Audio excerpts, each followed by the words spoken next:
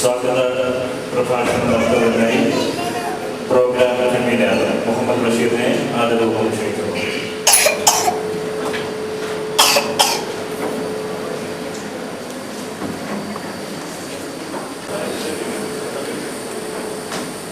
മാധ്യമങ്ങളെ ഈ ഒരു കാവ്യസന്ധ്യ സംഘടിപ്പിച്ചിരിക്കുന്ന ഈ ഒരു പരിപാടി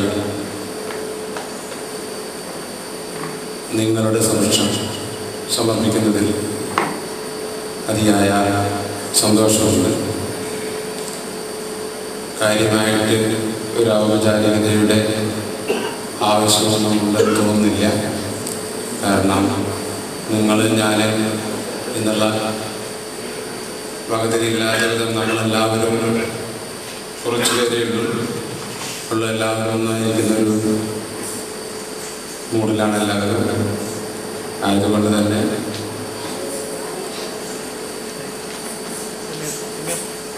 മാധ്യമ ക്ലബിനെ ഈ കാവ്യസന്ധ്യ ഈ കവിതാ പരിപാടി സമർപ്പിക്കുന്നതിൽ തികച്ചും കൺവെൻഷണലായിട്ട് നടത്തിവരാത്തമായി കവിത മനുഷ്യൻ്റെ എല്ലാ മേഖലകളെയും മനസ്സിൻ്റെ എല്ലാ തലങ്ങളെയും ഉൾക്കൊള്ളുന്നത് പോലെ സ്റ്റേജിലേക്ക് വരുമ്പോഴും നമ്മുടെ ശരീരത്തിൻ്റെയും മനസ്സിൻ്റെയും എല്ലാ ഭാഷകളെയും ഉൾക്കൊണ്ട് നമ്മളെ സന്നിവേഷം ചെയ്യിക്കുന്ന നൃത്തവും ഉൾക്കൊള്ളിച്ചുകൊണ്ട് സമ്മതിയായ സംഗതികൾ ഉൾക്കൊള്ളിച്ചുകൊണ്ട് പ്രോഗ്രാം സെറ്റ് ചെയ്യുക എന്നുള്ളൊരു ഉദ്ദേശം മാത്രമാണ് ഉള്ളത്. അതിവിടെ ഞങ്ങൾ കഴിഞ്ഞത് ചെയ്തിട്ടുണ്ട്. നിങ്ങളെല്ലാവരും അത് ആസ്വദിക്കുന്ന കാര്യത്തിൽ തുടർന്ന് ഈ പരിപാടി വിജയമാക്കി തീർക്കുന്നതിന് ഈ പരിപാടിയിൽ പങ്കെടുക്കുന്നതിന് ഇവിടെ എത്തിച്ചേർന്നിരിക്കുന്ന കവികളെയും നിരൂപകരെയും ഇതിനെ മാറ്റുകൂട്ടുന്നതിന് വേണ്ടി ഇതിനോടൊപ്പം എത്തി നിൽക്കുന്ന ഒപ്പം നിൽക്കുന്ന നൃത്തം ചെയ്യാനെത്തിയിട്ടുള്ള മക്കളെയും അവരുടെ മാതാപിതാക്കളെയും മാധ്യമ ക്ലബിൻ്റെ അംഗങ്ങളെയും ഭാരവാഹികളെയും ഈ സന്ധ്യയിലേക്ക് സ്വാഗതം ചെയ്തുകൊണ്ട് ഞാൻ ഉന്നയിച്ചത് ഭാഷണം അവസാനിപ്പിക്കുന്നു. ക്ഷണിച്ചുകൊണ്ടും ഞാനൊരു ചെറിയൊരു കവിത ഇവിടെ ചൊല്ലിക്കൊണ്ടും ഇതിൻ്റെ ഉദ്ഘാടനം നിർവഹിക്കുകയാണ്. മാധ്യമ ക്ലബിൻ്റെ 7 വർഷത്തെ പരിമിതമായ പ്രോഗ്രാമിനെ കുറിച്ച് പറയുകയാണെങ്കിൽ ഭാഷയെ സ്നേഹിക്കുന്നവരും പ്രത്യേകിച്ച് മലയാള ഭാഷയെ കൈരളിയെ സ്നേഹിക്കുന്നവരും ഇവിടെ ഒരു കൂട്ടായ്മയായിട്ടാണ് മാധ്യമ ക്ലബ്ബ് കൊണ്ട് നടക്കുന്നത്. അതിൽ ഇതുവരെ നമ്മൾക്ക് ലഭിച്ചിട്ടുള്ള എല്ലാ സഹകരണത്തിനും ഞങ്ങൾ ഓരോരുത്തരോടും മാധ്യമ ക്ലബിൻ്റെ പേരിൽ നന്ദി പറയുകയാണ്. തുടർന്നും അത് നമ്മൾക്ക് ലഭിക്കുമെന്നുള്ള ശുഭാപ്തി വിശ്വാസത്തോടെ വാക്കുകൾ സംസാരിക്കുകയാണ്. തൽക്കാലം ഞാനൊരു കവിത തരാം.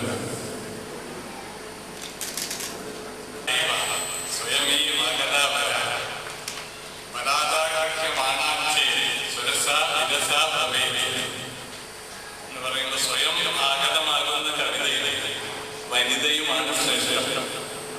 ബലമായി വരുതിയായ ഉള്ളതും ഗുണം പോലും ഒരു വിദഗ്ധമായി കവിത്വം ജായതേ സഖ്യ വർദ്ധതേ അഭ്യാസ യോഗതഃ അസ്യ ചാരുത്വനിഷ്പത്തോ വ്യുത്പത്തൈസ്തു നിരീയസി.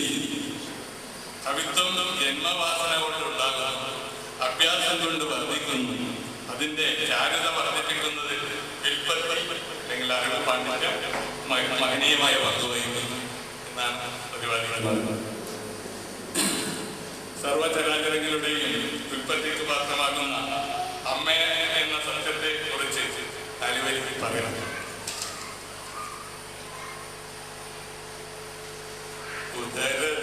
ഉദരത്തിലുയർക്കൊണ്ട ഇവൻ തുടിപ്പിനെ ഉലകത്തിനുണർവിനായി ഉദയവും കാത്തുകൊണ്ടൊരു ജന്മസാഫല്യം പോലെ മാതൃ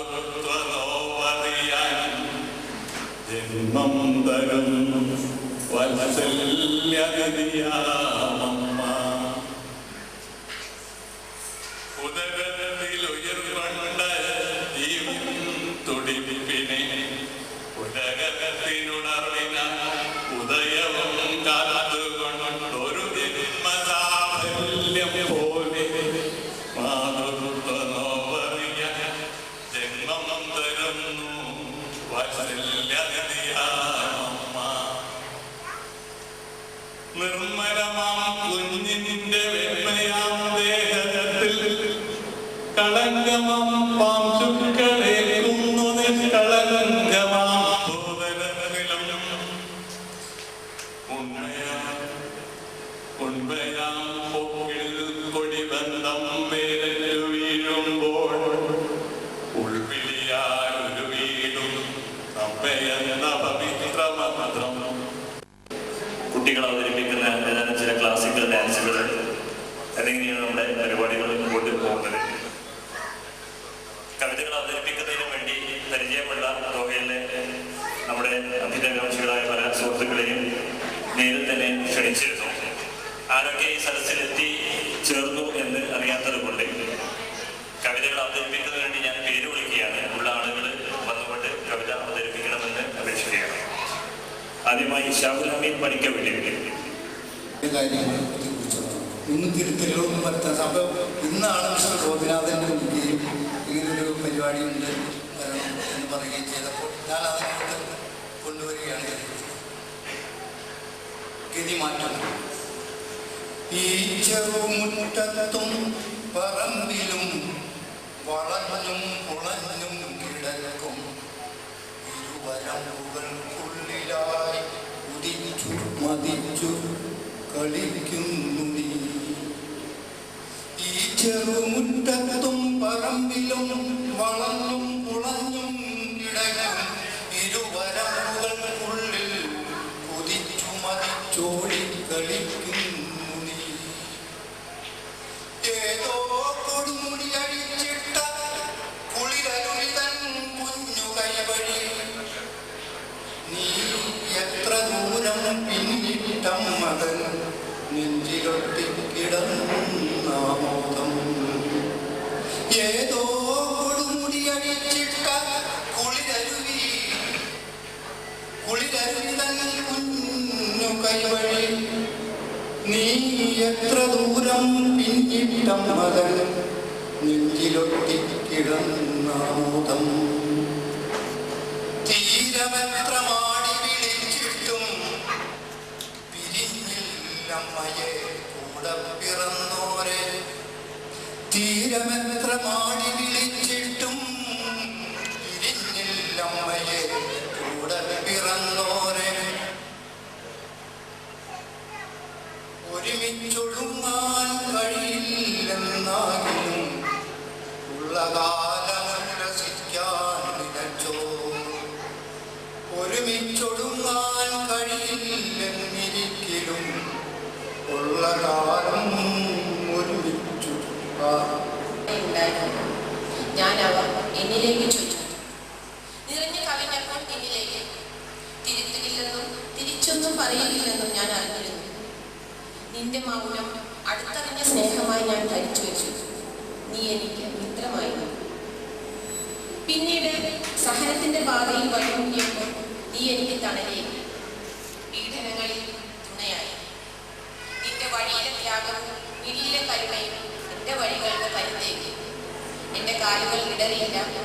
എന്റെ പാപങ്ങൾ നീ ശിരസാ വഹിച്ചു. നീ എനിക്ക് മിശിഹയായിരുന്നു. നോക്കി നിൽക്കെ അവർ നിന്നെയും വലിച്ചിഴിച്ചു മല കയറി. നിന്നെ അവർ കുരിശിൽ തറച്ചു. അതോ നിന്നെയും കൊണ്ട് അവർ ഏത് ശ്രീകോവിലാണ് കയറിയത്? ഉച്ചത്തിൽ മാത്രങ്ങൾ നിന്റെ കാലുകൾ അഷ്ടബന്ധം തുറപ്പിക്കുകയാണോ?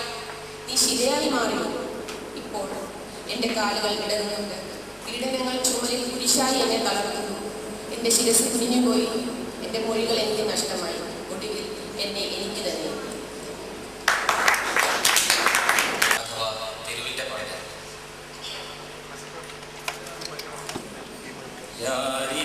പാടുവാൻ നമ്മളിൽ പാട്ടില്ല ഉണ്ണി കരയാതുറങ്ങും ദുഃഖം ചുരത്തുന്ന മാറിടം പുൽകിനി രാവ് പുലരാനുറങ്ങും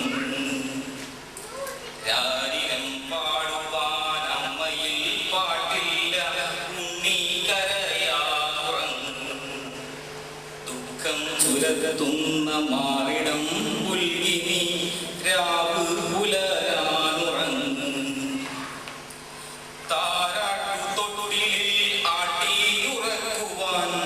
ഓമനത്തിങ്കൾ കിടാവൊന്നു പാടുവാൻ അക്ഷരപ്പൂക്കളാൽ തൂക്കം നടത്തുവാൻ അമ്മയ്ക്ക് കൊതിയെത്രയുണ്ണി താരാട്ടുതൊട്ടിലിൽ ആട്ടിയുറക്കുവാൻ ഓമനത്തിങ്കൾ കിടാവൊന്നു പാടുവാൻ അക്ഷരപ്പൂക്കളാൽ തൂക്കം നടത്തുവാൻ അമ്മയ്ക്ക് കൊതിയെത്രയുണ്ണി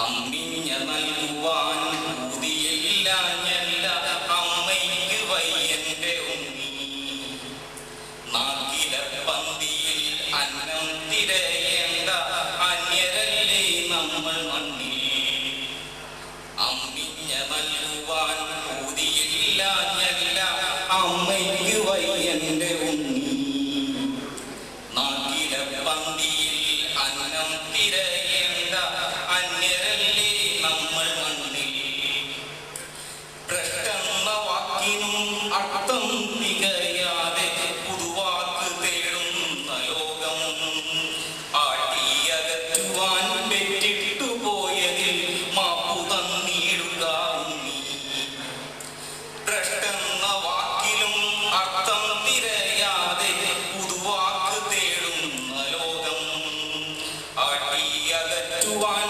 പെറ്റിട്ടു പോയതിൽ മാപ്പു തന്നിടുക ഉണ്ണി നമ്മെ തഴുകുന്ന കാറ്റുപോലും നൂറാറ്റിൽ കുളിക്കേണം നീ നമ്മെ കുളിപ്പിക്കും വേണ്ടിലാവും നാളെ ആകാശഗംഗയിൽ നമ്മെ തഴുകുന്ന കാറ്റുപോലും നൂറാറ്റിൽ കുളിക്കേണം നീ നമ്മെ കുളിപ്പിക്കും വേണ്ടിലാവും നാളെ ആകാശഗംഗയിൽ കാമാത്തി കണ്ണുകൾ നോക്കി പഴുപ്പിച്ച കൗമാരമമ്മയിൽ വാടിക്കൊഴിയവേ വിത്തു വിതച്ചിട്ട് കൊയ്യാതെ പോയവന് മുഖമില്ല മനമില്ല ഉണ്ണി കാമാത്തി കണ്ണുകൾ നോക്കി പഴുപ്പിച്ച കൗമാരമമ്മയിൽ വാടിക്കൊഴിയവേ വിത്തു വിതച്ചിട്ട് കൊയ്യാതെ പോയവന് മുഖമില്ല മനമില്ല 14 വർഷങ്ങൾക്ക് മുമ്പ് വികൃതി കുട്ടിയായ എൻ്റെ ഇളയ മകൻ എൻ്റെ വീടിൻ്റെ പുറകുവശത്തുള്ള വിറകുകൂടയുടെ മുകളിൽ നിന്നും താഴെ വീണു. ഉടനെ ഹോസ്പിറ്റലിൽ എത്തിച്ചെങ്കിലും മണിക്കൂറുകൾ നിശ്ചലാവസ്ഥയിൽ കിടന്ന 3 വയസ്സുള്ള കുട്ടി മരിച്ചു എന്ന് പോലും വീട്ടുകാർ സംശയിച്ചു. ആ സംഭവത്തെക്കുറിച്ച് ഭാര്യ എഴുതിയ വികാരപരമായ കത്തിൻ്റെ മറുപടിയാണ് ഇപ്പോൾ വെച്ച് വരുന്നത്.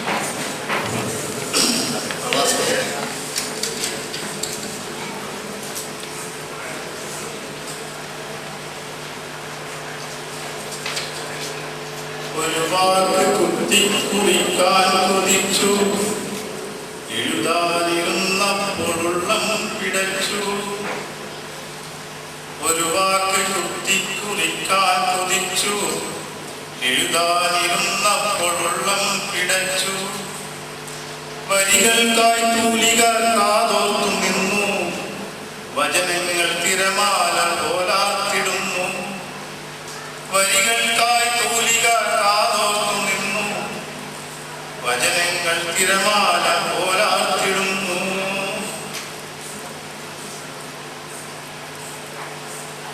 മനസ്സിന്റെ നീലം വിഹായസിൽ നിന്ന് മഴയായ ഗദ്ഗതം പെയ്തിറങ്ങുന്നു മനസ്സിന്റെ നീല വിഹായസിൽ നിന്ന് മഴയായ ഗദ്ഗതം പെയ്തിറങ്ങുന്നു കാറ്റിന്റെ കൈകളിൽ പെട്ടൊരു കനലായി കനവുകളെല്ലാം എരിഞ്ഞടങ്ങുന്നു അകലെ നിന്നെത്തുന്ന കാറ്റിന്റെ താളം അകതാരിൽ നൊമ്പര വീജിയുണർത്തി ആരാ തീർക്കുന്ന നാദം ഏറ്റുമൂടുന്നൊരു പാട്ടുകാരൻ ഞാൻ. നിമിഷങ്ങൾ കാട്ടാനകൾ പോലെ എൻ്റെ ആത്മാവിനെ തകർത്തുമേഴുന്നു. നിമിഷങ്ങൾ കാട്ടാനകൾ പോലെ എൻ്റെ ആത്മാവിനെ തകർത്തുമേഴുന്നു. ഒഴുകിയെത്തിയിടുന്ന ശബ്ദതരംഗം കർണപുടങ്ങളിൽ വൃത്തം വരയ്ക്കുന്നു. ഇരുളും ഈരവിന്റെ ഹൃദയകാഠിന്യത്തിലൊഴുകിയെത്തുന്ന നിലാവിൻ ചില്ലകൾ. ഇരുളും ഈരവിന്റെ ഹൃദയകാഠിന്യത്തിലൊഴുകിയെത്തുന്ന നിലാവിൻ ചില്ലകൾ. ഇരുളിൽ പുതപ്പിൻ ചുരുളിൽ കിടന്നു ഉരുണ്ടു കഴിഞ്ഞുള്ള അന്ത്യയാമങ്ങളിൽ. ഇരുളിൽ പുതപ്പിൻ ചുരുളിൽ കിടന്നു ഉരുണ്ടു കഴിഞ്ഞുള്ള അന്ത്യയാമങ്ങളിൽ.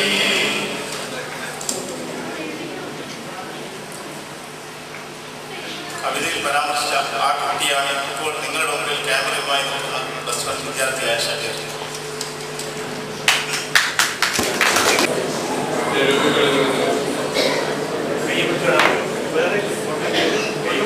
ഭാഷയുടെ തെരുവിൽ നിന്ന് എല്ലാം പെറുക്കിയെടുത്ത ചില നുറുങ്ങുകളാണ് നിങ്ങളുടെ മുമ്പിൽ വെക്കുന്നത്.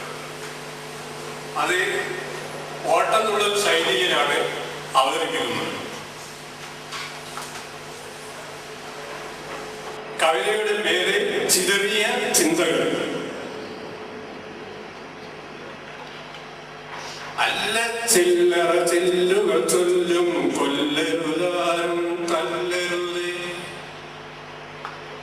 മുല്ലപ്പൂവിനൊരുമ്മ കൊടുത്ത് അല്ലലകറ്റാൻ വന്നൊരു വിത്ത്.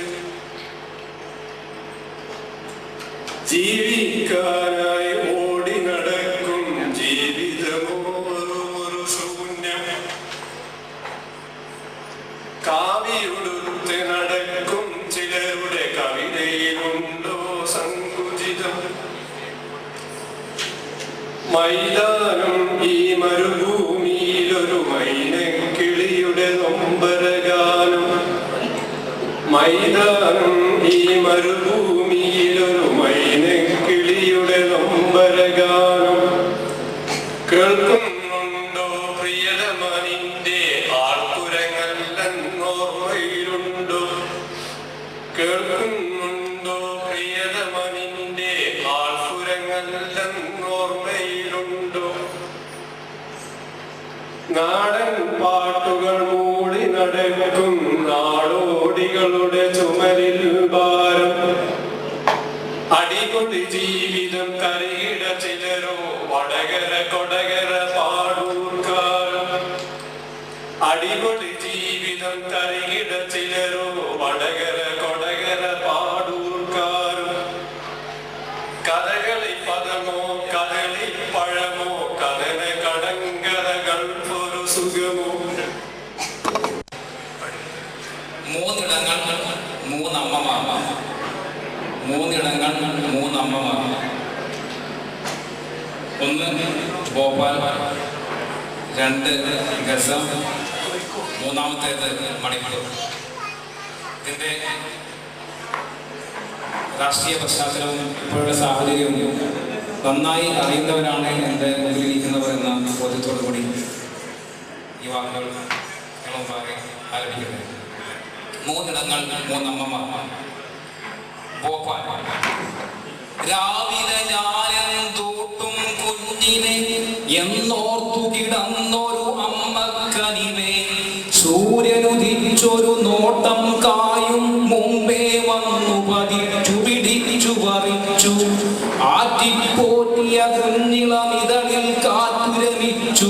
കുഞ്ഞിൽ വയർ വിഷച്ചു മരിച്ചു. കുഞ്ഞിനെയൂട്ടാൻ വയർ നിറക്കാൻ വിഷമം വിഷവും ആനുപതിച്ചു. രാവിലെ ഞാനെന്തൂട്ടും കുഞ്ഞിനെ എന്നോർത്തു കിടന്നൊരു അമ്മക്കനിവേ. സൂര്യനുദിച്ചൊരു നോട്ടം കായും മുമ്പേ വന്നു പതിച്ചു പിടിച്ചു പറിച്ചു.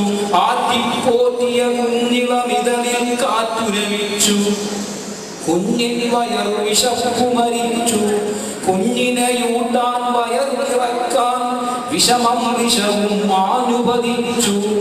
ഓശാനക്കാർ ഓരം ചേർന്നൊരു പാട്ടു പഠിച്ചു. അടിയറ വെച്ചും അടവു പഠിച്ചും ഒച്ചക്കൂട്ടം തോന്നില്ലെന്നും. ഓശാനക്കാർ ഓരം ചേർന്നൊരു പാട്ടു പഠിച്ചു. അടിയറ വെച്ചും അടവു പഠിച്ചും ഒച്ചക്കൂട്ടം തോന്നില്ലെന്നും.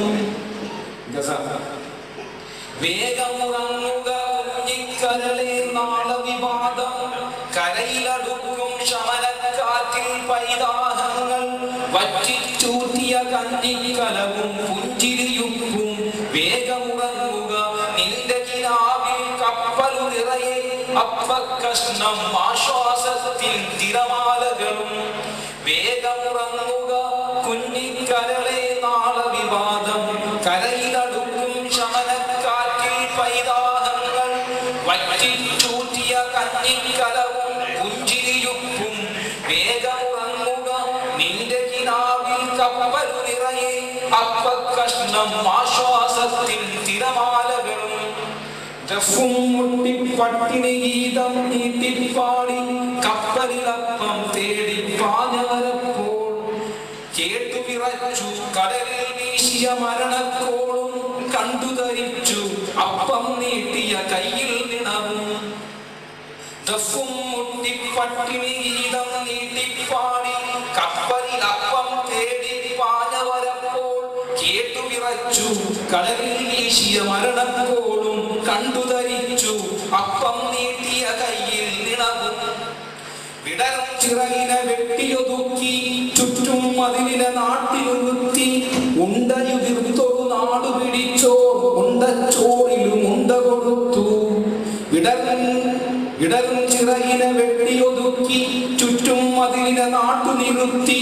ഉണ്ടയുതിർത്തൊരു നാടു പിടിച്ചോ ഉണ്ടച്ചോറിലും ഉണ്ട കൊടുത്തു. നെഞ്ചിൽ കത്തിയ തീനാളങ്ങൾ വയറിനകവും ആളിയ വെച്ചു.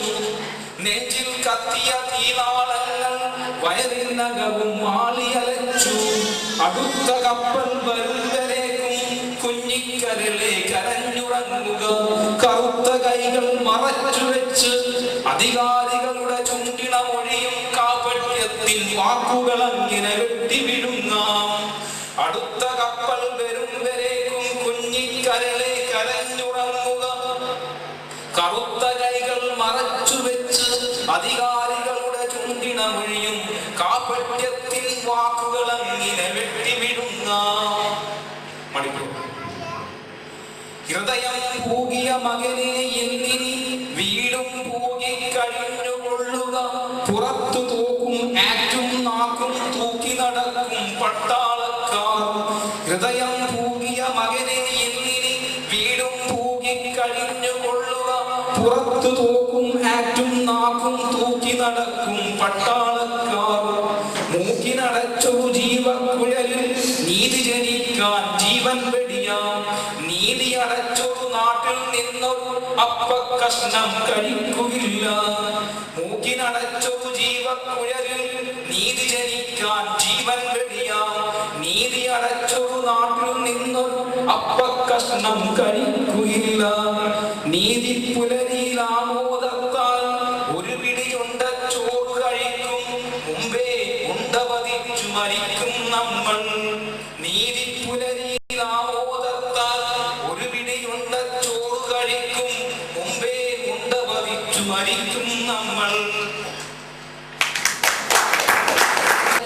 ഏതാനും വരികളാണ് ലളിതമായിട്ട് വരികൾ എന്ന് പറയുന്നത്. കവിതയുടെ പേര് നാട്ടകവി.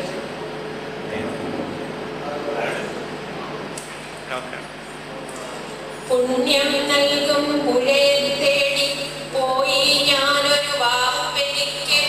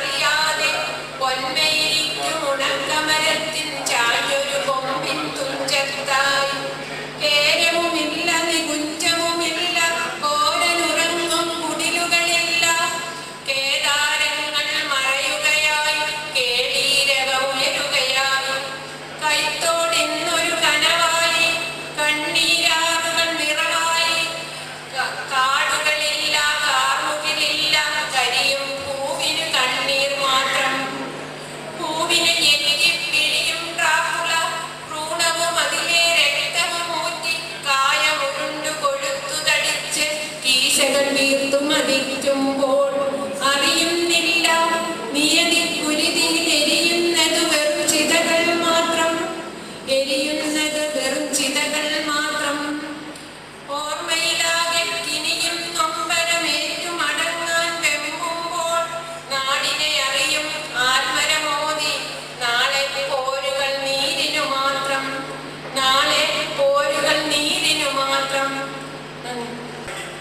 അപ്പോൾ തന്നെയാണ് ഇരയുടെ ചുറ്റുപാടും മാംസം ഒരുക്കി വെച്ചിരുന്ന സംഘടന.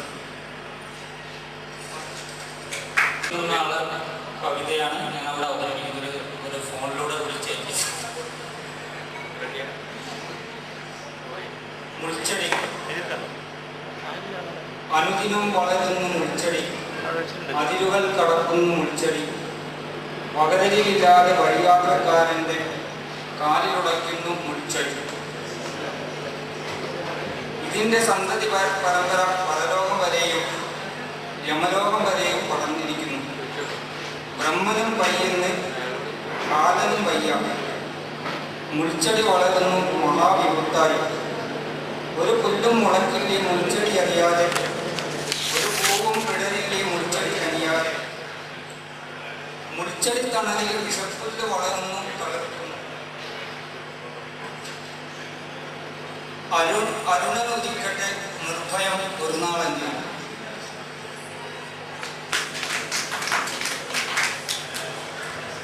Okay, thank you.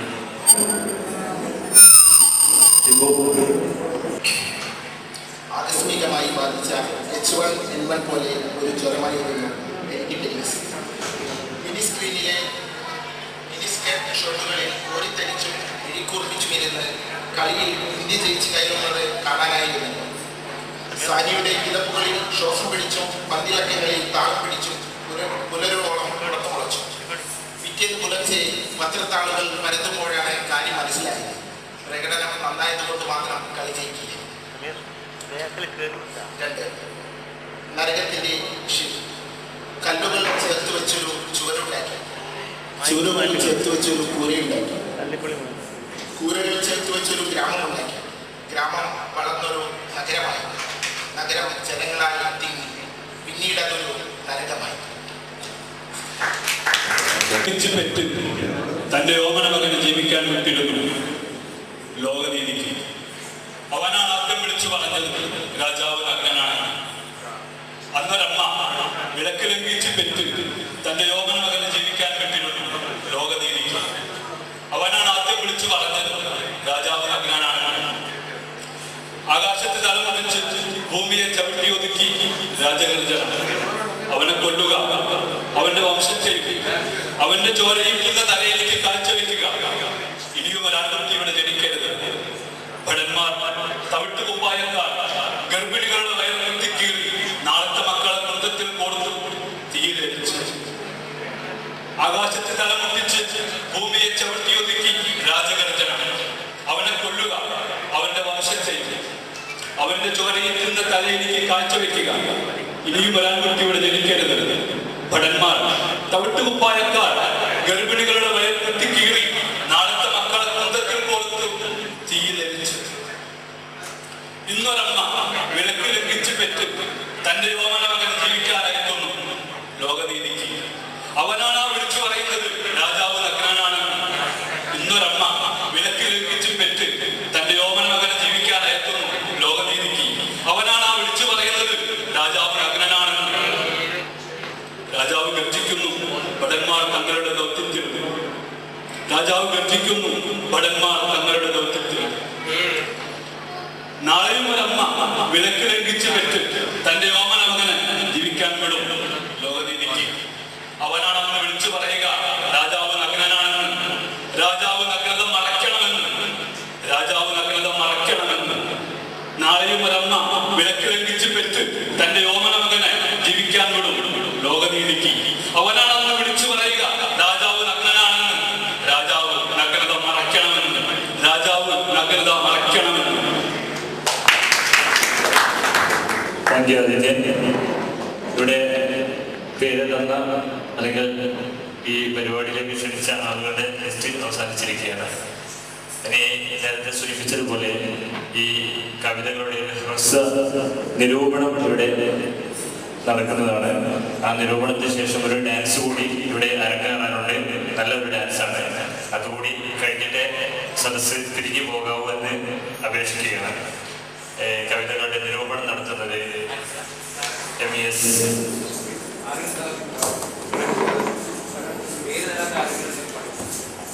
Azeez Kareem മാഷ്. കവിത ഇനി അറിഞ്ഞുണ്ടോ?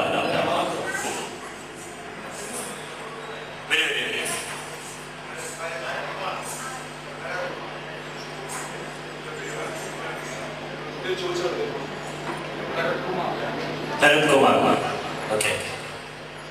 അതിനുശേഷം കരീം മാസ്റ്റർ ഇതിന്റെ നിരൂപണം കൊടുക്കുന്നതാണ്. പിന്നീട് അസീസ് മാസ്റ്റർ.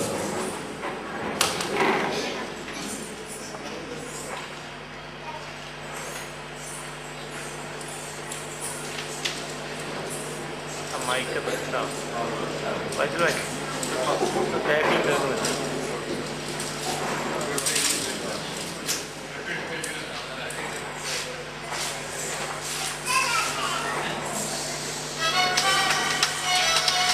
കവിയുടെ പേര് വണ്ടിക്കാള. അറിയില്ലയാരും ഈ വഴിയാത്രക്കാരനാ മാനുഷാകാരം പൂണ്ടൊരീ വണ്ടിക്കാളയെ. അറിയില്ലയാരും ഈ വഴിയാത്രക്കാരനാ മാനുഷാകാരം പൂണ്ടൊരീ വണ്ടിക്കാളയെ. ഇടയുന്നു ചാട്ടവാറടിയേറ്റു ദേഹവും ദേഹിയും. എവിടെ മോക്ഷം എന്റെ കർമ്മകാണ്ഡങ്ങളെ. ഇടയുന്നു ചാട്ടവാറടിയേറ്റു ദേഹവും ദേഹിയും. എവിടെ മോക്ഷം എന്റെ കർമ്മകാണ്ഡങ്ങളെ. ചുട്ടുപഴുത്തതാ പാതയിൽ പദമൂടി. ചുട്ടുപഴുത്തതാം പാതയിൽ പദമൂടി. എത്രയോ ദൂരങ്ങൾ പിന്നിട്ടു മൂകനാ. പഴുത്തതാം പാതയിൽ പദമൂടി. എത്രയോ ദൂരങ്ങൾ പിന്നിട്ടു മൂകനാ. അടരുന്നതിലൊരു നീക്കണം പോരുമീ മരുഭൂമിയിൽ മേഘപൂരങ്ങളിൽ നിന്നും. അടരുന്നതിലൊരു നീക്കണം പോരുമീ മരുഭൂമിയിൽ മേഘപൂരങ്ങളിൽ നിന്നും. കർമ്മം ചെയ്യുക നമ്മുടെ ലക്ഷ്യം. കർമ്മഫലം തരും ഈശ്വരനെന്നു പോയി. കർമ്മം ചെയ്യുക നമ്മുടെ ലക്ഷ്യം. കർമ്മഫലം തരും ഈശ്വരനെന്നു പോയി. പാതയോരത്തിലും ഈന്ത പലകളൻ നിഴലിൽ ഞാൻ തലചായ്ച്ചു വീണുറങ്ങിയിടട്ടെ. പാതയോരത്തിലും ഈന്ത പലകളൻ നിഴലിൽ ഞാൻ തലചായ്ച്ചു വീണുറങ്ങിയിടട്ടെ. ഒരു വേള മലതാരിൽ തെളിയുന്ന നാട്ടിലെ കുടിലിടൻ കുഞ്ഞുങ്ങൾ പശുമുറങ്ങട്ടെ. ഒരു വേള മലതാരിൽ തെളിയുന്ന നാട്ടിലെ കുടിലിടൻ കുഞ്ഞുങ്ങൾ പശുമുറങ്ങട്ടെ. ഒരു വണ്ടിക്കാളയായി ജീവിതം പിന്നിടാൻ. ഒരു വണ്ടിക്കാളയായി ജീവിതം പിന്നിടാൻ. മാനൊട്ടുമില്ലെനിക്ക് മരുഭൂമിയിൽ. മാനൊട്ടുമില്ലെനിക്ക് മരുഭൂമിയിൽ.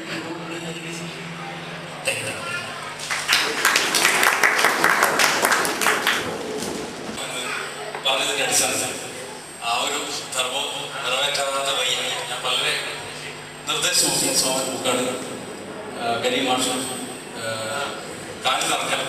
ഇവരൊക്കെ നല്ല നിരൂപകരായിട്ട് എനിക്ക് തോന്നാറുണ്ട്. അപ്പം അതുകൊണ്ട് തന്നെ അതായിരുന്നു ഏറ്റവും നല്ലത്. എൻ്റെ ധർമ്മം ഞാൻ ആദ്യമാണോ നിർവഹിക്കേണ്ടത്, അല്ലെങ്കിൽ ഞാൻ കവിതകളെ ശരിക്കും വിലയിരുത്താനും പറ്റിയില്ല. കാരണം മൈക്കിൻ്റെ പ്രശ്നമുള്ളത് കൊണ്ട് ഇത്ര ചെറിയൊരു ക്ലാസ്സിൽ പിന്നെ പിന്നെ പലപ്പോഴും ഞാനൊരു കാവ്യസന്ധ്യ എന്ന അർത്ഥത്തിലാണ് വന്നത്. പലപ്പോഴും അതിൻ്റെ ഒരു ജനകീയ സ്വഭാവം നിലനിർത്താൻ സംഘാടകർ ശ്രമിച്ചതായിട്ട് കണ്ടു. അപ്പോൾ ആദ്യമായിട്ട് നിരൂപണം പറയുമ്പോൾ കുട്ടികളുടെ കലാപരിപാടികൾ വളരെ കൃത്യമായിരുന്നു. വളരെ എന്താ പറയുക, സന്ധ്യയിൽ ശാന്ത സുഗന്ധമായി സ്നേഹ സാമീപ്യമാകുന്നു എന്ന് യൂസഫ് അലി കേച്ചേരി പറഞ്ഞതുപോലെ ഈ സന്ധ്യയെ നിറച്ചത് എനിക്ക് തോന്നുന്നത് വളരെ കാൽപ്പനികമായി നമ്മുടെ മനസ്സിലേക്ക് മഴ പെയ്ച്ചത് നമ്മുടെ കുഞ്ഞുങ്ങളുടെ നൃത്തമാണ്. അവരെ ആദ്യമായിട്ട് കുട്ടികളാണെന്നാണ് അവരെ അഭിനന്ദിക്കാൻ ഞാൻ ഒരു മാഷാണ്. വളരെ നന്നായിട്ട് കവിതയിലേക്ക് വരുമ്പോൾ ഞാൻ ആദ്യം എൻ്റെ കവിത വായിക്കാൻ തോന്നുന്നു. ശരിക്കും നിങ്ങൾ എൻ്റെ കവിതയെ വിലയിരുത്തിയുടെ അല്ലെങ്കിൽ എല്ലാ കവിതകളെയും വിലയിരുത്തി എല്ലാവർക്കും സംസാരിക്കാവുന്നതാണ്. ഒരർത്ഥത്തിൽ എല്ലാവരിലും എല്ലാ നന്മകളും ഉണ്ടെന്ന് നമ്മൾ തിരിച്ചറിയുമ്പോൾ എല്ലാവരിലും ഗോപിനാഥ് കൈതാർ പറഞ്ഞതുപോലെ ഫോൺ വിളിച്ച് പറഞ്ഞോ, ഞാൻ ചോദിച്ചു നാട്ടിലുള്ള കവികൾ ആരെങ്കിലും ഉണ്ടോ എന്ന് ചോദിച്ചപ്പോൾ നാട്ടിലുള്ള കവികളെക്കാൾ ഇവിടെയുള്ള കവികളിൽ കവിത്വം ഇല്ലേ എന്നാണ് തിരിച്ചു ചോദിച്ചത്. അപ്പോൾ എല്ലാവരും എനിക്ക് തോന്നുന്നത് എല്ലാ മനുഷ്യരിലും എല്ലാം ഉണ്ട് എന്നുള്ളത് സത്യം തന്നെയാണ്.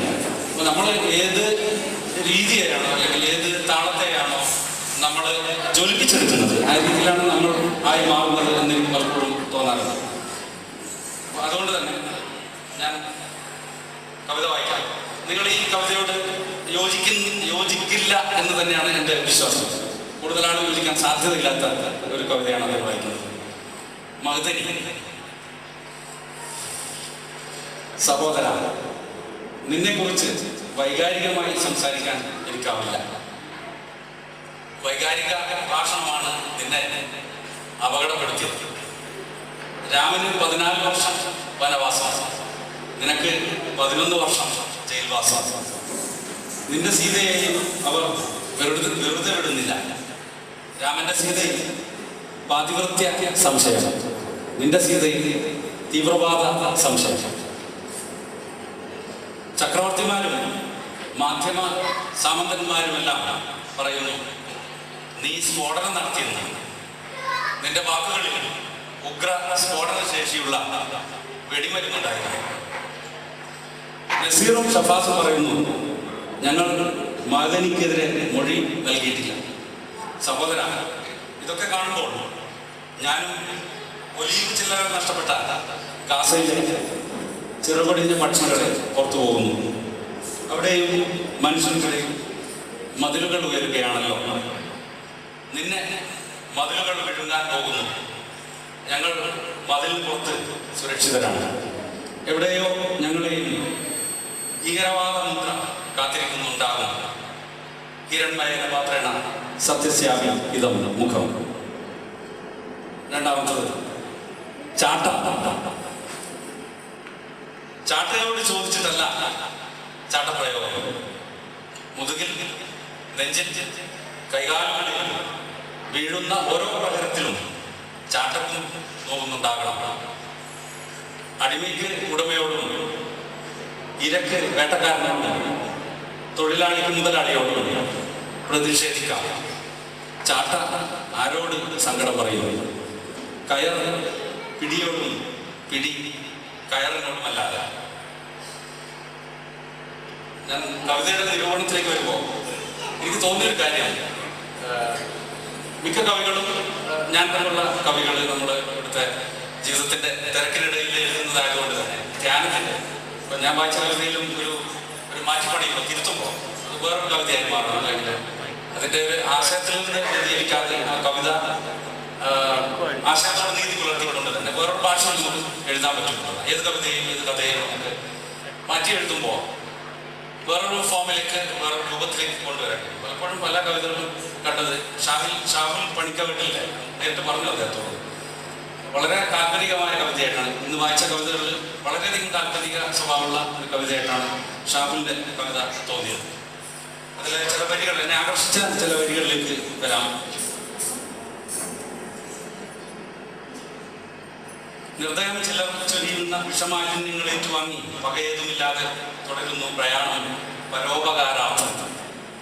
പരോപകാരാർത്ഥം ഇതം ശരീരം എന്ന് പറഞ്ഞ പോലെ ഗതിമാറ്റങ്ങൾ എന്ന കവിതയിൽ അപ്പോൾ പലപ്പോഴും തോന്നിയത് കാൽപ്പനികത എന്നത് തെറ്റൊന്നുമല്ല. നമ്മുടെ എല്ലാ ഉള്ളിൽ കാൽപ്പനികത ഉണ്ട്. പക്ഷെ ഫൈസലിന്റെ കവിതയിൽ വരുന്ന രാഷ്ട്രീയം പലപ്പോഴും ഷാഹുലിന്റെ കവിതയിൽ ഇല്ല. ഷാഹുലിന്റെ കവിതയിലെ കാൽപ്പനിക സ്വഭാവം ഫൈസൽ പോക്കറിന്റെ കവിതയിലില്ല. അപ്പൊ ഈ തരത്തിൽ എനിക്ക് തോന്നുന്നത് കഴിഞ്ഞ നമ്മുടെ മീറ്റിംഗിൽ FCC മീറ്റിംഗ് പറഞ്ഞതുപോലെ ശംസുഖ പറഞ്ഞതുപോലെ പലപ്പോഴും കവിതയിൽ വേണ്ടത് അതിൻ്റെ ഭാവാത്മകത തന്നെയാണെന്ന് എനിക്ക് തോന്നാറ്. അപ്പൊ ആ ഒരു ഒന്നുകിൽ രാഷ്ട്രീയം ഉപയോഗിക്കുമ്പോൾ അതിന്റെ ഭാവാത്മകത ചോർന്നു പോവുകയോ കാൽപ്പനികത ഉപയോഗിക്കുമ്പോൾ കവിതയുടെ രാഷ്ട്രീയം ചോർന്നു പോവുകയും ചെയ്യുന്നതായിട്ട് കാണാറുണ്ട്. അപ്പൊ എനിക്ക് തോന്നുന്നത് എൻ്റെ മനസ്സിലുള്ള കവിത, ഞാൻ എഴുതുന്ന കവിതയില്ല, എൻ്റെ വേഴ്സ്വർത്ത് പറഞ്ഞതുപോലുള്ള കവിതയെ പറ്റിയുള്ള എൻ്റെ സങ്കല്പം ഉദാത്തമായി ചിന്തിക്കുമ്പോൾ കവിത എന്നത് വെറും താളമോ വെറും പാട്ടോ സിനിമാ പാട്ടോ അല്ലെന്നും കവിത എന്നതിൻ്റെ അതിൻ്റെ മുഖ്യ വിശേഷണം അതിൻ്റെ ഭാവാത്മകതയാണെന്ന് തോന്നാറുണ്ട്. അപ്പൊ അതുകൊണ്ട് തന്നെ അതിനോട് നീതി പുലർത്താൻ ആണ് ഞാനടക്കമുള്ള എഴുത്തുകാരെ എഴുതി തുടങ്ങുന്നത് ശ്രമിക്കേണ്ടത് എന്ന് തോന്നാറ്. ഷാഹുൽ കുറച്ചുകൂടി വാക്കുകളെ ചേർത്ത് വെക്കുമ്പോൾ കുറച്ചുകൂടി നന്നാവും എന്നെനിക്ക് തോന്നുകയാണ്. ഷാഹുൽ വാക്കുകളെ പിരിച്ച് എഴുതുകയാണ്. വാക്കുകളെ ചേർത്ത് വെക്കുമ്പോഴാണ് കവിതയ്ക്ക് ശക്തി കൂടുതൽ ഉണ്ടാകുന്നത്. മാധവക്കുട്ടിയുടെ കവിതയിലേക്ക് വരുമ്പോൾ എൻ്റെ പാപങ്ങൾ നീ ശിരസാ വഹിച്ചു എന്ന് കവിത വായിക്കുമ്പോൾ അല്ലെങ്കിൽ കവിത കാണുമ്പോൾ കവിത കേട്ടില്ല ശരിക്കും. അതുകൊണ്ട് രണ്ടാമത് വായിച്ചപ്പോൾ തോന്നിയത് അതൊരു പ്രണയ കവിതയായിട്ടാണ് തോന്നിയത്. യഥാർത്ഥത്തിൽ രൂപേഷ് പോള് ഒരു സിനിമ എടുത്തല്ലോ, അത് കാൻ ഫിലിം ഫെസ്റ്റിവലിൽ അവതരിപ്പിച്ചു. ആ സിനിമയുടെ പേര് പിതാവും കന്യകയും എന്നാണ്. അപ്പോൾ പിതാവിനോട് പോലും പുരോഹിതനോട് പോലും തോന്നുന്ന സങ്കീർണത അത് പ്രണയമാകാം, കാമമാകാം. അങ്ങനെ നമുക്ക് ആരോട് എന്ത് തോന്നും എന്ന് നിർവചിക്കാൻ സാധ്യമല്ലാത്തൊരു ചുറ്റുപാട്. പ്രണയത്തിൽ നിന്ന് തുടങ്ങി ആ കവിത കാൽവരിയിലേക്ക് എത്തിക്കുകയാണ് നമ്മൾ. അപ്പൊ പ്രണയം, ഭക്തി, കാമം, വിശപ്പ് ഇതെല്ലാം ഒന്നായിത്തീരുന്ന ഒരു അനുഭവത്തെ സാക്ഷാത്കരിക്കാനായിരിക്കണം മാധവക്കുട്ടി ശ്രമിച്ചത്. പ്രണയ കവിതയായിട്ട് തന്നെയാണ് എനിക്കത് വായിച്ചപ്പോൾ അനുഭവപ്പെടുന്നത്. ഗോപിനാഥ് കൈത്താറിന്റെ കവിതയിൽ അമ്മ എന്ന കവിതയിൽ എന്നെ ആകർഷിച്ച വരികളാണ് ഞാൻ നോട്ട് ചെയ്തത്. അന്യമായി പോകുന്നല്ലോ അത്യന്താധുനികതയിൽ നമ്മുടെ ഭാവാത്മകത, അമ്മ എന്ന വികാരം, മാതൃത്വം അത്യന്താധുനികതയിൽ ഉള്ള ജീവിത സങ്കീർണതയിൽ അന്യമായി പോകുന്നല്ലോ എന്ന പരിതാപനായിട്ടാണ് തോന്നിയത്. കുറച്ചുകൂടി നമ്മുടെ ശംസുഖ്യം പറയുന്ന പോലല്ല, നമ്മളടക്കമുള്ള ആളുകൾ എല്ലാവരും വായനയുടെ ഒരു വിമുഖതയോ അതിൻ്റെ സാധ്യതയോ നഷ്ടപ്പെടുന്നതുകൊണ്ടാകാം നമ്മൾ തിരഞ്ഞെടുക്കുന്ന തീം തന്നെ അല്ലെങ്കിൽ വിഷയം തന്നെ പലപ്പോഴും ക്ലീഷേ ആയി പോകുന്നത്. ഇതിവൃത്തം തന്നെ നമ്മൾ തിരഞ്ഞെടുക്കുമ്പോൾ ഒരു ഇതിവൃത്തം നമ്മൾ സമർത്ഥിക്കുമ്പോൾ അത് തന്നെ ആകണമെന്നില്ല. അതിൽ പടർന്നു കയറി അതിന് ഒന്നുകിൽ ചില എഴുത്തുകാരെ മുദ്രാവാക്യ സ്വഭാവത്തിലെടുക്കും. കവിത എന്നത് മുദ്രാവാക്യമല്ല എന്നാണ് ഞാൻ വിശ്വസിക്കുന്നത്. കവിത എന്നത് നമ്മൾ എന്തെഴുതിയാലും അതിന്റെ ടൈറ്റിൽ കവിത എന്നെഴുതിയാൽ കവിതയായി. പക്ഷെ അത് സ്വീകരിക്കപ്പെടുന്നത് എനിക്ക് തോന്നുന്നത് കാലാധിപത്യമാകുന്നത് അതിൽ കവിത്വം ഉണ്ടാകുമ്പോൾ തന്നെയാണ്. പിന്നെ വളരെ താരാട്ടുപാട്ടിന്റെ സ്വഭാവമുള്ള കവിതയായിട്ട് തന്നെയാണ് എനിക്ക് അനുഭവിക്കാൻ കഴിഞ്ഞ ഒരു കവിത തന്നെയാണ് ഷഫീഖിന്റെ താരാട്ട് എന്നാണ് ഓർമ്മയില്ല അതിന്റെ ടൈറ്റിൽ. അതിൽ എന്നെ ആകർഷിച്ച വരികൾ ദുഃഖം ചെലുത്തുന്ന മാറിടം ഉൽകി നീ അക്ഷരപ്പൂക്കളാൽ ദുഃഖം നടത്തുവാൻ ഭ്രഷ്ടെന്ന വാക്കിലും അർത്ഥം തിരയാതെ പാടുവാൻ പാട്ടൊന്നും മൂടി വെച്ചേക്കുക. വളരെ കാൽപ്പനിക സ്വഭാവമുള്ള എനിക്ക് എഴുതാൻ പറ്റാത്ത കവിതയാണ് ഞാൻ നേരത്തെ പറഞ്ഞ ഷാഹുലിന്റെയും ഈ താരാട്ടുപാട്ടും.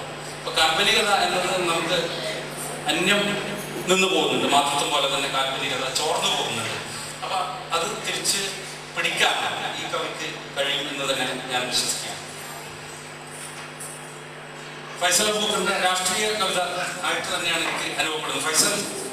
ഫൈസലിന്റെ പുസ്തകത്തിൽ പോലെ തന്നെ ഫൈസൽ വളരെ രാഷ്ട്രീയമായി ചിന്തിക്കുന്ന കവിതകളിലെല്ലാം ആ സ്വഭാവം കടന്നു വരുന്നതായിട്ട് കിനാലൂർ സംഭവത്തെ പറ്റിയുള്ള കവിതയിലും ഫൈസൽ നല്ല രാഷ്ട്രീയക്കാരനായിട്ട് എനിക്ക് അനുഭവപ്പെടുന്നത്.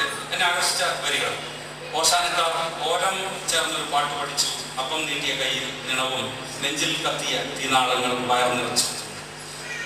ഭോപ്പാലിന്റെയും ഗാസയുടെയും മണിപ്പൂരിന്റെയും പശ്ചാത്തലത്തിലുള്ള നല്ല ഒരു രാഷ്ട്രീയ കവിതയായിട്ടാണ് എനിക്ക് തോന്നിയത്. ഞാൻ നേരത്തെ പറഞ്ഞതുപോലെ പലപ്പോഴും ഞാനടക്കമുള്ള ആൾ ശ്രദ്ധിക്കേണ്ട ഒരു വിഷയം, ഒരു ടോപ്പിക്കിനെ പറ്റി എഴുതുമ്പോൾ അത് ആ ടോപ്പിക്കിൽ ഒതുങ്ങാതെ അതിൽ എത്രത്തോളം അതിന് തലങ്ങൾ ഡാവിഞ്ചിയൊക്കെ ചെയ്യുന്നത് പോലുള്ള നിറങ്ങളുടെ, ഗന്ധത്തിന്റെ, രുചിയുടെ പല അടവുകളും തലങ്ങളും ശ്രദ്ധിക്കാൻ കഴിയും നമുക്കെന്നുള്ള ഒരു ആലോചന ഞാൻ എന്നോട് തന്നെ പറയും. ശോഭാനായുടെ കവിതയിൽ വളരെ ഞാൻ കേരളത്തിൽ സന്ദർശിച്ചു വന്നിടത്തുമ്പോൾ എനിക്ക് തോന്നിയത് ഏതെങ്കിലും ഒരു അനുഭവത്തെ പറ്റിയായിരിക്കാം. കേരളത്തിന്റെ ഒരു ലാൻഡ്സ്കേപ്പ് അതിൽ കൃത്യമായ കേരളത്തിന്റെ ഇന്നത്തെ ലാൻഡ്സ്കേപ്പ് അതിൽ വരുന്നു. പൂത്തു നിറയുന്ന കൈതകളില്ല അവിടെ, കരിയും പൂവിന് കണ്ണീർ മാത്രം, നാളെ പോരുകൾ നീരിന് മാത്രം. നാളത്തെ യുദ്ധം പെട്രോളിന് വേണ്ടി അല്ല, നാളത്തെ രാഷ്ട്രീയ അധിനിവേശങ്ങൾ പോലും നീരിന്, ജലത്തിന് വേണ്ടിയാണെന്നുള്ള ഒരു തിരിച്ചറിവ് ശോഭാനായുടെ കവിതയിൽ ചില മാറ്റങ്ങൾ, ഗതിമാറ്റങ്ങൾ സംഭവിക്കുന്നതായിട്ട് തോന്നുന്നത്. രാമേന്ദ്രന്റെ കവിതയിൽ വളരെ രസകരമായിട്ട് തോന്നി. പറഞ്ഞ വാക്കുകളെ അവയുടെ സത്തിലേക്കോ സാരാംശത്തിലേക്കോ കൊണ്ടുവരാനുള്ള ബഷീറിന്റെ കഴിവ് പോലെ അതിൽ വളരെ കുറുക്കി അദ്ദേഹം പറയുന്നു. വേട്ടക്കാരന്റെ മനുഷ്യാവകാശത്തെ പറ്റിയാണ് പറയാനുള്ളത്. കാരണം വേട്ടക്കാരനും ഇന്ന് കമ്പനിക്കാരനും ഇന്ന് സംസാരിക്കുന്നത് മനുഷ്യാവകാശം തന്നെയാണ്. കമ്പനിയും ഇന്ന് MNCകളെല്ലാം ഇന്ന് കലയെയും സംസ്കാരത്തെയും ഒക്കെ അവരുടെ ഭാഷ്യത്തിനനുസരിച്ച് നിർവചിക്കുന്ന ഒരു കാലത്ത്, അത് സ്പോൺസർ ചെയ്യുന്ന ഒരു കാലത്ത് പിന്നെ വളരെ പ്രസക്തമായിട്ട് എനിക്ക് അനുഭവപ്പെട്ടു. രാജേന്ദ്രൻ പോരുവഴിയുടെ ടെലിഫോൺ കവിതയെ മുൾച്ചെടിത്തണലിൽ വിഷപ്പുല്ല് വളരുന്നു എന്ന് എൻ്റെ സുഹൃത്താണ് രാജേന്ദ്രൻ. സഗീറിന്റെ കവിതയിൽ എനിക്ക് എന്നെ ആകർഷിച്ചത് രണ്ടാമത്തെ കവിതയാണ്. ചുമരുകൾ ചേർത്ത് വീടുകൾ ചേർത്ത് ഗ്രാമങ്ങൾ ചേർത്ത് വളർന്ന് നരകവും ആകുന്ന അനുഭവം അതിലും രസകരമായിട്ട് തോന്നി. ആദ്യത്തെ കവിതയിൽ സാനിയയിൽ കിതപ്പിൽ ശ്വാസം പിടിച്ചും പറയുന്നതിനേക്കാൾ എനിക്ക് ആകർഷകമായി തോന്നിയ രണ്ടാമത്തെ കവിതയിലെ രാഷ്ട്രീയം തന്നെയാണ്. ആദ്യത്തെ കവിതയിൽ ഗർഭിണികളുടെ വയർ കുത്തിക്കീറി നാളത്തെ മക്കളെ കുന്തത്തിൽ കോർത്ത് ഗുജറാത്തിന്റെ പശ്ചാത്തലത്തിൽ എഴുതപ്പെട്ടതായിട്ടാണ് അനുഭവപ്പെട്ടത്. കവിക്ക് പറയാൻ കാണും. രാജാവ് നഗ്നനാണെന്ന് ഭാഗം വിളിച്ചു പറഞ്ഞെങ്കിൽ കവി വിളിച്ചു പറയുന്നത് രാജാവ് നഗ്നത മറക്കണം എന്നാണ്.